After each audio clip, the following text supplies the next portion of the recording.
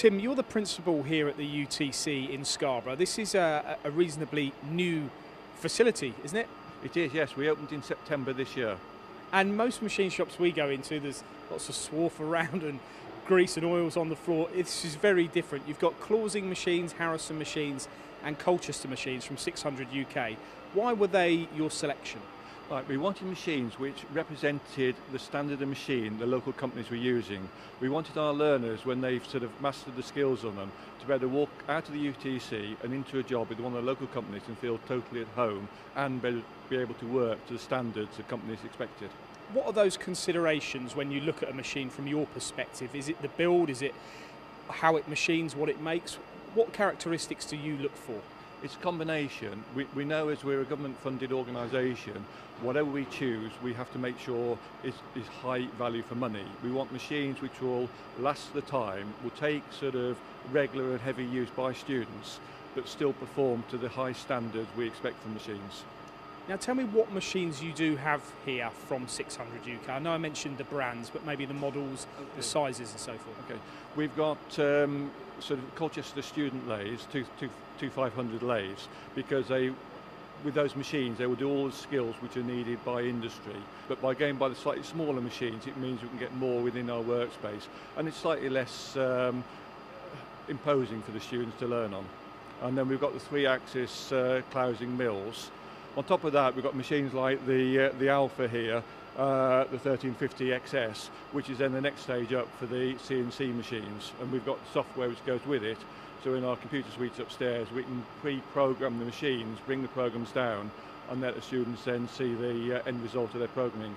I notice you've got saws as well, haven't you? We have, yes. We've got band saws, pillar drills, all from 600 group, because again we wanted machines which have got the quality which will give us the accuracy and the long life expectancy. And obviously not disappointed so far? No, very pleased with the equipment. Now tell me a little bit about the UTC. Forgive my ignorance here, but these are relatively new kind of foundations, aren't they? They are. They've been going for about 5 years in this country, but in Austria, the HTLs, which is equivalent, have been going for about 50 years. In Austria, about 40% of the learners go through a vocational training through HTLs. At the moment, there are 48 university technical colleges open in England, various different sort of areas they specialise in, some in medical, some in digital, some in media, but obviously we're here specialising in advanced ICT and engineering. What's the age range for this UTC? We take the students at age 14 and again at age 16, so we cover the ages from 14 to 18.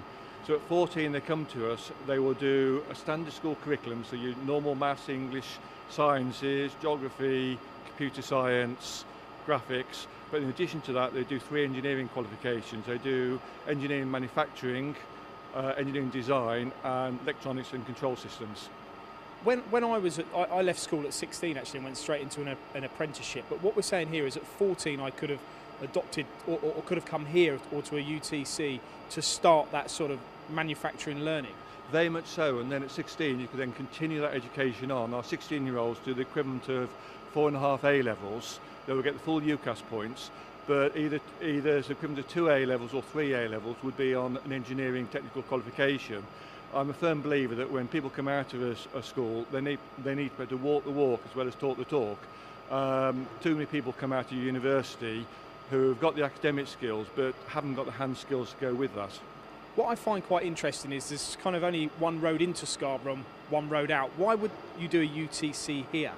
Actually, the fact there's one road in, one road out actually makes it very important. The locals say we're 42 miles off the side of England. Scarborough has an awful lot of high quality engineering. We've got companies like McCain's, Unison Pipe Bending, Plaxton's, to name just a few, but in the near future we will have York Potash starting their mine, and also Dogger Bank Renewable Wind Farm. Now York Potash is saying they're going to need about 1,000 engineers going forwards. We've also got GCHQ with their second biggest centre based in Scarborough. They're looking to take about 30 learners from them each year to go forwards. So we've got to develop up those skills to produce that future workforce. So the UTC was a brainchild of the companies in Scarborough. They approached DFE and the Baker Deering Trust for permission to build the UTC, and they've been 100% supportive in development, they helped us choose these fantastic machines because they wanted those machines which will reflect the skills they need. And what's the uptake of students? How many have you got here since you started? Okay, in the first year we have a limited intake number. We're approaching 150 learners. We're a handful off our year 10 target number, which is fantastic because those learners will progress their way through the UTC, and we're already recruiting for next year's learners, and we've already got over 100 applications for next year because word is spreading what we're doing, both the curriculum, the quality and the ethos within the building. And what about the split between male and female? It's great to see females in here learning. How many are there? At the moment we're about 20% females. We would like a lot more. There's still this misconception outside that engineering is a dirty, sort of messy industry, which is not the case. If you look at this workshop in here, it's a clean environment, it's not noisy, and girls are equally as suitable to go into these industries as the lads. And when you look at a year ahead, 2017, how many would you expect to uptake then compared to now maybe? We will be, my estimate will be around 400 learners next year, and then in 4 years' time we'll be up to our full target number of 600. Then when you've got all these people, you'll probably need 2 roads, won't you? In and out? If we can get the A64 dual carriage, that would be great. But we also put on a minibus infrastructure, so that we're picking up learners from as far as Whitby down to Driffield and across to Malton, and we subsidise that minibus service, and that subsidy is helped by the local companies who are keen to bring people to this UTC to become their, and then eventually become their future workforce. Really good, really enjoyed being here. Thanks, Tim. Thank you. Natalie, what's your role at the UTC? I'm the Director of Engineering here at the UTC. Okay, and the students here, they're all working. Do you get involved in what the training programs are, what they're doing, their qualifications, or where they're aiming to get to? Yes, exactly. I plan the curriculum for the students and also then deliver parts of the curriculum as well. And did you get involved in the procurement process of the machine tools here, or was that left to somebody else? That was actually the principal that organised the setting up of the workshop and so on. So it's only since I was appointed back in April that I've had an opportunity to get involved in that. Have helped to make some decisions with some of the equipment that we've chosen opposed to other equipment. But yeah, it's mainly Tim that set that up. And what's your backstory when it comes to engineering and your qualifications?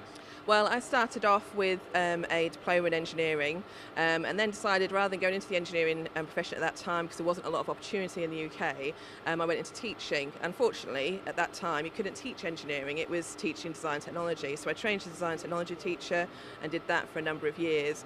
And then as soon as engineering came as a subject to come back into the curriculum, I introduced it to the school there, and I've introduced it to a number of schools since. So because I think it really is a fantastic subject. And the principal idea behind the UTC is hands-on training, isn't it? Yeah. Do you use these machines, and have you used them? Oh yes, definitely. I'm hands-on with everything. I want every student as well to have used every machine within the college within the first year here, so that by the second year they can make more informed decisions about what to use those machines for. But I want them to have a go at everything, and I am having a go at everything as well. And there is a split. I mean, you do have female students here, which is great. Are you expecting more as you know, in the next year or two? Yeah, very much so. We really want to promote women into engineering because it is an area which does need promotion. Female students need to understand that engineering is a subject for them. If they're into the sciences, it doesn't mean they just go into science. Engineering is also a great option. And you've been here since September, since it opened. Yeah. You enjoying it? Yes, very much so. Love it. It's a fantastic environment. The equipment we've got is brilliant to use, and it's just really, everything's so exciting at the moment. So yeah, great. Ryan, you're a student here at this UTC in Scarborough. Why did you choose this route? Well, I've liked engineering and stuff, and, you know, working on machines. And I've always liked the idea of working with metal and stuff. Can I ask how old you are? 17. Okay, so you opted to come here rather than stay on further education elsewhere. Is it mainly because of the practical side that you like? Yeah, I like being more hands-on than theory-based. And where do you want to be in 10 years' time? Well, don't say on a beach. No, hopefully working in a good place, you know, getting to work on the machines and stuff. Because I know there's lots of opportunities arising in Scarborough with new companies forming and employment, so you may well get your choice. Yeah, hopefully, yeah. I'd like a good job. Good stuff. All right, thanks, Ryan. Enjoy your day. Cheers. Leah, why did you choose to further your education here at the UTC? Because I like more practical work. It's with here it's not just computer based, it's hands-on. You've been making parts on this machine today. What's the end result? What you're trying to achieve here? A nice smooth face at the end of my material. Okay, and there's a big focus in the UK about females going into engineering. Why are you in engineering? What do you like? What excites you about engineering? I like the hands-on base of it. It's not a typical woman job. It's nice to feel unique, and I think more people like. And where would you see yourself in a decade? What would you like to be doing? Mechanical engineering, whether that be in a garage or on a plane. Do you have family connections in that? Is that something that you've been brought up learning about the mechanics of cars and engineering, or is it purely your own kind of voice? Well, my dad's an engineer himself, as is my granddad, so I've been brought up quite in an engineering-based world. And there's nothing better than making a part and having it in your hand when you've made it, as long as it's not scrap, correct? Yeah. Thank you, Lee. Thank you.